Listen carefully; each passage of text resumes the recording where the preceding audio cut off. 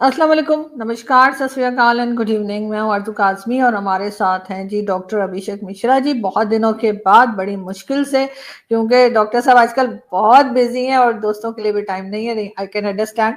बहुत शुक्रिया सर कि आ जा पाए, बहुत मेहरबानी।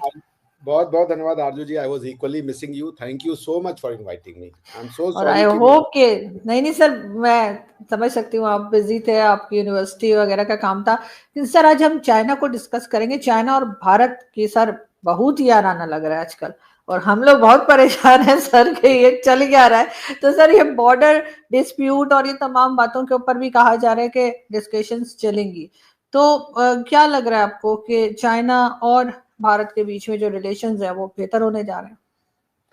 देखिए, बहुत ही इंटरेस्टिंग क्वेश्चन है। मैं अभी ऑब्जर्व कर रहा था आरजू जी यही बात कि राष्ट्रपति ट्रंप जो हैं, उन्होंने एकदम वही किया जो प्रधानमंत्री मोदी जी ने किया था।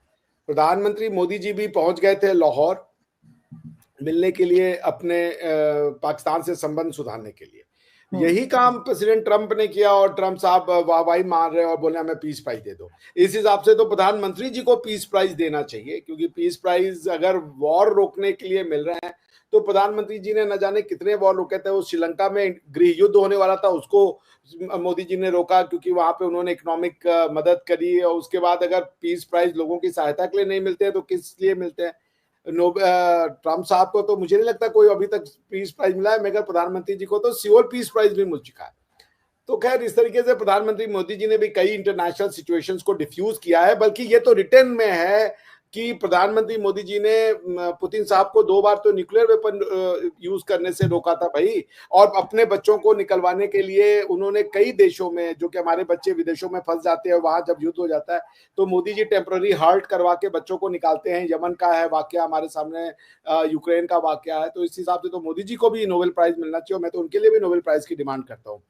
लेकिन जो आपने कहा चाइना वाले एंगल पे आते हैं, देखिए दुनिया बहुत तेजी से टर्न हो रही है। ट्रंप साहब अगर दुश्मनी बुला करके और व्लादिमीर पुतिन साहब के साथ दोस्ती कर सकते तो हमने और चाइना में कौन सी ऐसी बात है कि यार हम दोस्ती नहीं कर सकते? हम भी दोस्ती कर सकते हैं। तो व्लादिमीर पुतिन साहब अगर यूएस पे भरोसा करने को तैयार है तो हम भी we can test our waters with the क्या नाम है, चाइना। और देखिए, वेस्ट पे तो आप भरोसा नहीं कर सकते ना। वेस्ट ने तो अपना नियत दिखा दिया ना। आप बताइए, उन्होंने जो वॉर कर रहा है रशिया, उसको वो कह रहे हैं हमें सैंक्शन की जरूरत नहीं है। ट्रंप साहब का डबल स्टैंडर्ड देखिए। जो रशिया वॉर कर रहा है कह रहे हैं उस पर अभी सैंक्शन की जरूरत नहीं है, सब बढ़िया है। इंडिया जो कि वॉर नहीं कर रहा बल्कि खाली अब वो ऑयल खरीदा, उस पर डबल सैंक्शन लगा दिया उन्होंने। एक लगा दिया टैरिफ 25%, एक उसके ऊपर punitive tariff for oil purchasing. ठीक है, हमें तो अच्छा हो गया कि आपकी जो बात हम पहले जानते थे वो आज पता चल गई। लेकिन इससे नुकसान तो अमेरिका का ही होगा ना, क्योंकि बहुत तेजी से जो चाइना है वो भी इस बात को फील कर रहा है, क्योंकि चाइना को 90 दिन का समय दिया, हमें 21 दिन का समय दिया था प्यूनिटिव टैरिफ लगाने के लिए। तो China is also learning its lesson, we are also learning its nation. और फिर हम तो पहले भी कह रहे थे आरजू जी, हमारी आपकी विशेष बात क्या हुई है कि the ideal situation will be China, Russia and India coming along. और रशियंस इतना इंडिया को प्यार करते हैं, और यहाँ पे अनफॉर्चुनेटली रशियंस को सब स्टैंडर्ड समझते हैं, मूर्ख हैं वो लोग। क्योंकि रशियंस वाकई, मेरे तो कई रशियन फ्रेंड से कहते हैं वी आर एशियंस, यहां तक वो कहते हैं। तो इसलिए ये जो बॉर्डर पे डिस्कशन होने के लिए वांगी साहब आ रहे हैं, we should sit down and discuss our. एक दिन में तो नहीं होगा, ऐसा नहीं है कि वांगी साहब आएंगे and then everything would be sorted out. मगर कहने हैं ना कि एक शुरुआत होगी, पहले कॉन्फिडेंस बिल्डिंग मेजर देखना है। चाइना को भी ये समझ में आ चुका है कि कम्युनिज्म कोई सक्सेसफुल मॉडल नहीं है। उनको चाहिए उनकी गवर्नमेंट की स्टेबिलिटी, एंड हमें चाहिए कि हमारे जो बॉर्डर्स हैं वो सारे के सारे डिस्प्यूट सॉल्व हो जाएं। और चाइना को ये भी समझ में आ रहा है जो पाकिस्तान डबल रोल प्ले कर रहा है। आप अगर पहुंचे हुए हैं, आपको होस्ट कर रहा है ट्रम्प, तो आप क्या समझिए चाइना की नींदें नहीं उड़ रही होंगी? चाइना में नहीं समझ में आ रहा होगा कि क्या कर रहे हैं आसिम मुनीर जी। आप समझ रहे हैं ना? उसके बाद इतना ही नहीं, ट्रम्प साहब के कहने पे जापान भी शहबाज शरीफ जी को बुला रहा है, मैंने पढ़ा कहीं पे।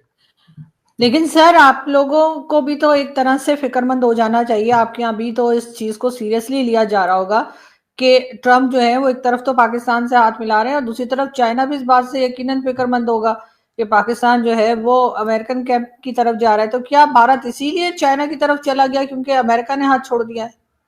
नहीं ना, अमेरिका ने हमारा हाथ कब पकड़ा था यार, हद हो गई। हम कौन सा अमेरिका से हाथ पकड़वा रहे थे? America wanted to be a trusted ally नहीं फॉर द। सर, बड़ी दोस्तियां चल रही थी सर। वो जो ट्रम्प जब पहली बार आए थे एज अ प्रेसिडेंट, तब मोदी जी के साथ बड़ी उनकी दोस्ती यारी मशहूर हो रही थी।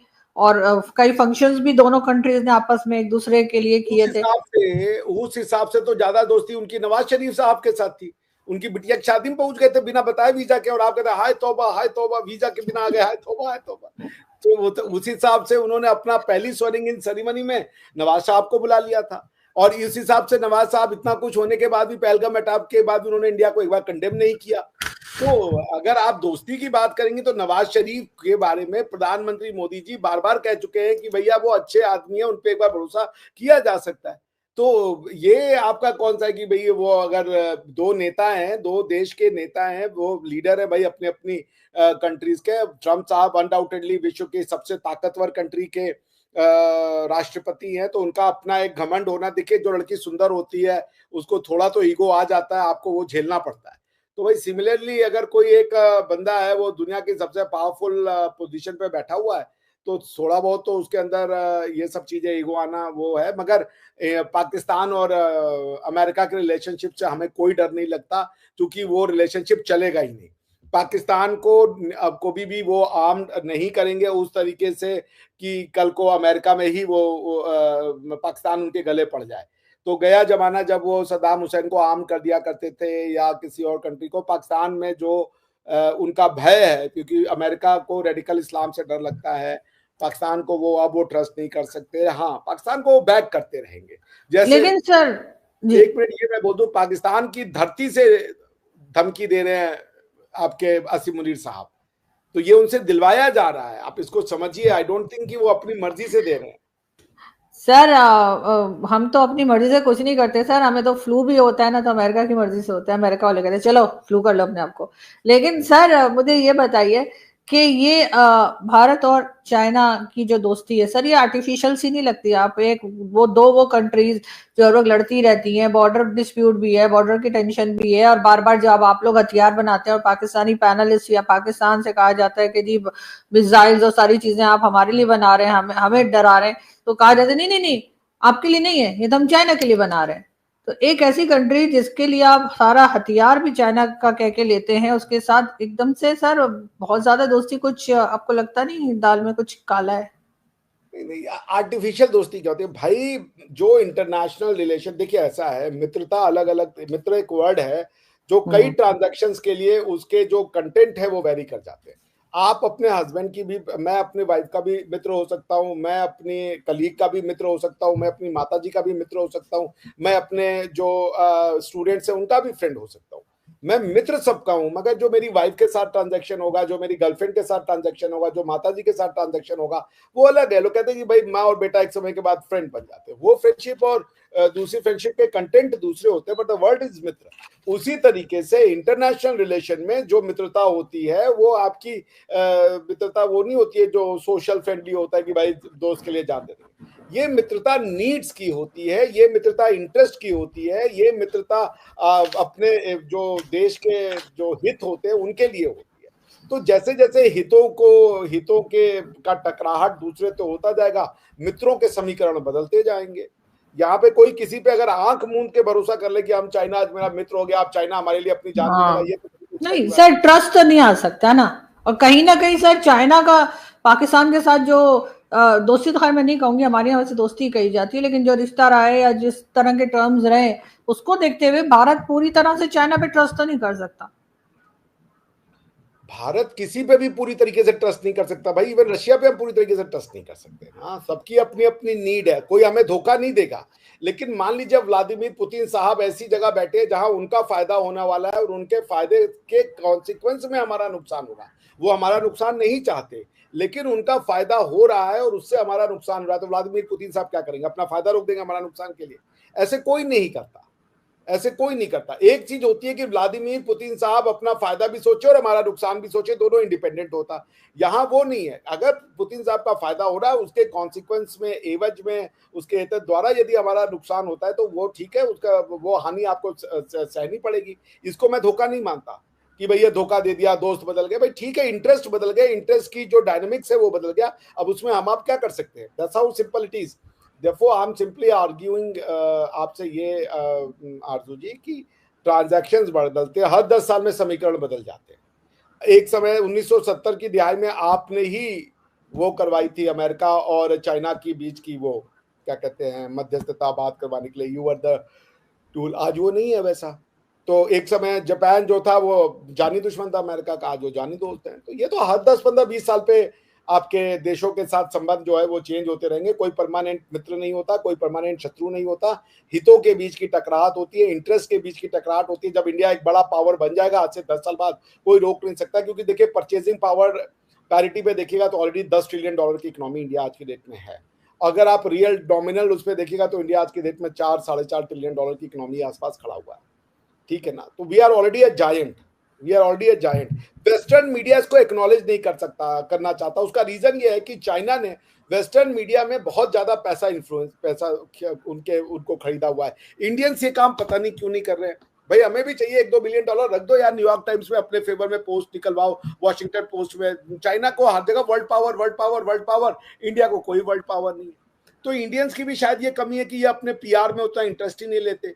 अगर चाइना जो है वो कुछ डॉलर खरीद बेच करके और वो अपने फेवर में न्यूज आर्टिकल्स लिखवा जाते, सारे कोई जानता है भाई कि आपके ऊपर हिट पीस लिखे जाते हैं।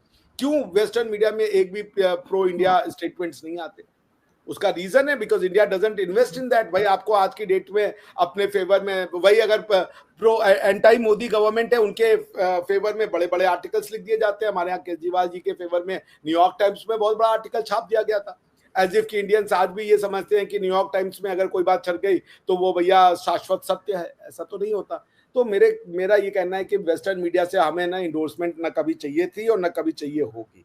वेस्ट ने हमारा जितना नुकसान किया, एक ऐसी सभ्यता को जिसके पास इंजीनियरिंग मार्वल था, टेक्नोलॉजी मार्वल था, फिलोसफी मार्वल था, मैथमेटिक्स में हम चैंपियन थे, हमको उन्होंने दुनिया भर में सर्प चमेर वो सर्प क्या कहते हैं चार्मर कह करके दुनिया में फेमस करा दिया। हमारे बारे में बता दिया कि जी इनकी सोसाइटी में कास्ट सिस्टम है, इनहेरेंटली डिस्क्रिमिनेशन वाली सोसाइटी है और छुआछूत है। अरे छुआछूत हमें तुम बता रहे थे क्या जब ये तुम लिखते थे अपने जब अंग्रेज हमारे यहाँ आते तो क्या ये नहीं लिखते थे कि Indians and dogs are not allowed? वो छुआछूत नहीं था, वो अनटचेबिलिटी नहीं था। उसके लिए कौन सा विलियम बेंटिक और वॉरेन बफिंग चाहिए थे? तो छुआछूत तो इनके अंदर भी खूब था, रेसिज्म के नाम पे काले गोरे का भेद करना। लेकिन जो है कि कास्ट के नाम का जो है वो तो दिख रहा है, लेकिन धर्म के नाम पे ये बिलीवर अनबिलीवर कहना छुआछूत नहीं होता है। तो देखिए इन लोगों ने हमें बदनाम किया है पिछले 150 साल से। हमें वेस्टर्न मीडिया की अप्रूवल चाहिए भी नहीं। और एक बात जान जाइए, ये वेस्टर्न मीडिया लिख के रख ले, जितना वो हमारे अगेंस्ट में लिखेंगे उतना ज्यादा हम बढ़ेंगे, हमको कोई रोक नहीं सकता। प्रधानमंत्री मोदी का लीडरशिप जो है इस समय वो डिसाइसिव है और आने वाले अभी कम से कम मुझे लगता है 6-7 साल मोदी जी कहीं नहीं जा रहे हैं, होगा तो 9 साल भी हो सकता है।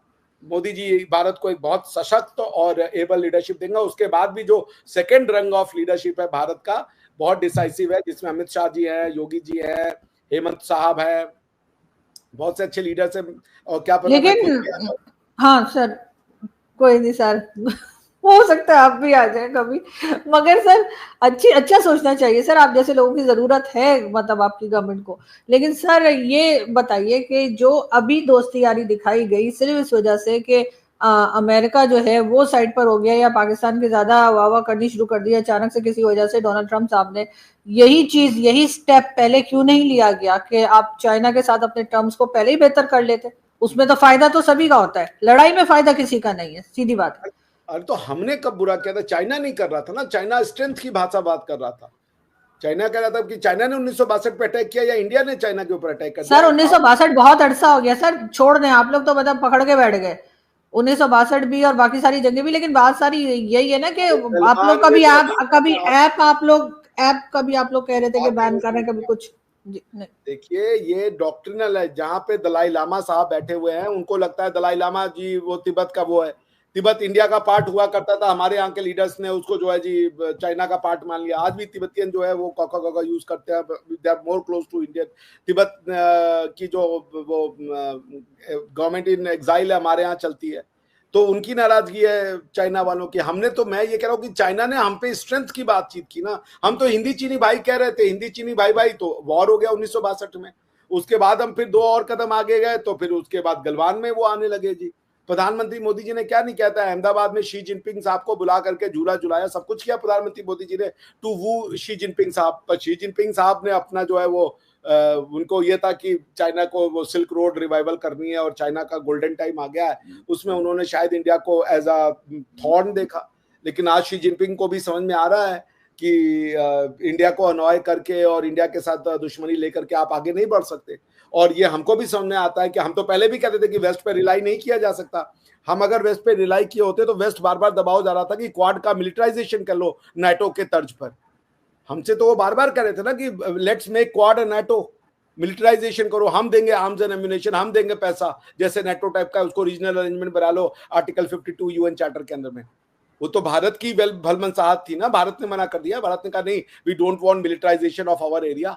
हम तो इतने दूरदर्शी हैं।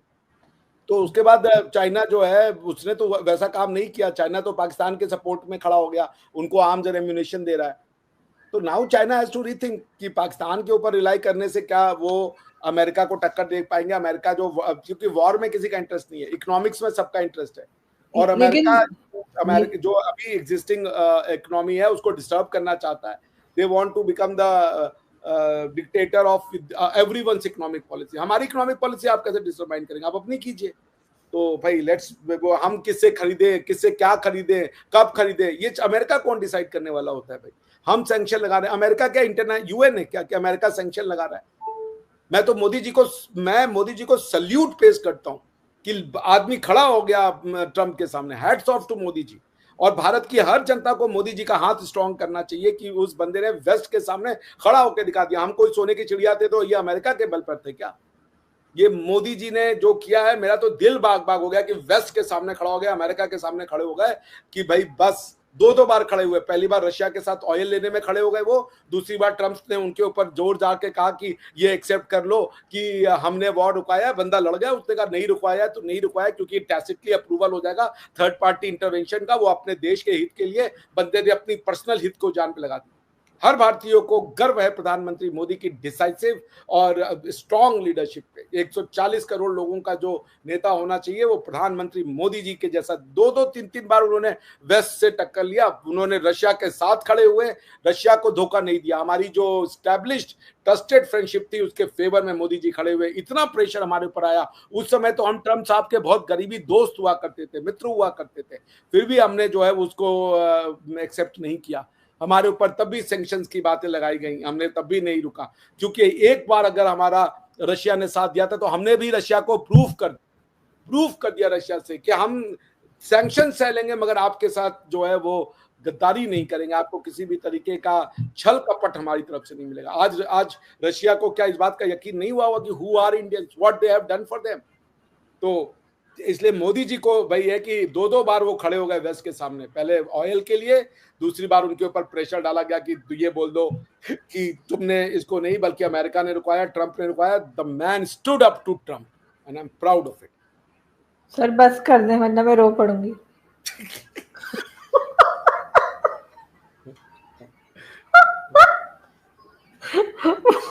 मोदी जी को मैंने ये वीडियो भेजनी है, वो आपको आज अमित शाह सबको कहेंगे तुम ऐसा करो मटर छिल जाओ और आपको उनकी सीट दे देंगे। तो मुझे ऐसा लगता है नहीं, मैं मोदी जी को देखिए, मैं क्या पाऊंगा मगर मोदी जी से वाकई में मैं बहुत प्रभावित रहता हूँ। मैं लकी नहीं, बिल्कुल। अब चाहे वो हमारे यहाँ भी ये कहा जाता है कि चाहे पाकिस्तान के लिए मोदी जी की पॉलिसीज वैसी नहीं है जैसे कि हम चाहते हैं, लेकिन डेफिनेटली अपनी कंट्री के लिए उन्होंने बहुत कुछ किया है और अपनी कंट्री को जिस तरह इकोनॉमी को और हर चीज को जहां वो ले गए हैं उस पे यकीनन उनकी तारीफ बनती है। बल्कि एक जमाने में तो हमारे यहाँ जो कुछ लोग पाकिस्तान से भी आया करते थे वो कहते भी थे, अब नहीं कहते, लेकिन वो एकदम पलट गए ऑपरेशन सिंदूर के बाद। लेकिन पहले वो यही कहा करते थे कि हमें भी पीएम मोदी जैसे ही लीडर की जरूरत है। भारत सीखना तो सभी से चाहिए, चाहे वो आप उन्हें उनके देश को पसंद करें या ना करें, लेकिन पता नहीं पाकिस्तान और भारत की ये जो टसल चलती रहती है कहाँ जाके खत्म होगी। आरजू जी, प्रधानमंत्री मोदी जी ने पाकिस्तान के साथ भी बुरा नहीं किया। शपथ ग्रहण के पहले समारोह में उन्होंने बुलाया नवाज शरीफ साहब को, स्वयं लाहौर गए, आईएसआई को बुलवा लिया पठानकोट में। आप क्या चाहती हैं? अगर आपको सिर्फ ये कि नहीं हमें तो बदनामी करना है इसको, वरना सही में तो उन्होंने जो पीस की कोशिश की, पाकिस्तान के ऊपर जो ट्रस्ट दिखाया, ये इसको पाकिस्तान की जनता तक तो जाना चाहिए ना, उनकी सिंसियर। बिल्कुल जाना चाहिए, एग्जैक्टली मैं मानती हूँ, बिल्कुल जाना चाहिए। और ये चीजें हमें समझनी होंगी, बजाय इसके कि सिर्फ और सिर्फ हम एक नेगेटिव थॉट लेके चले। हमें इन चीजों को अप्रिशिएट जरूर करना चाहिए। बहुत शुक्रिया सर कि आपने आज ज्वाइन किया। Thank you so much.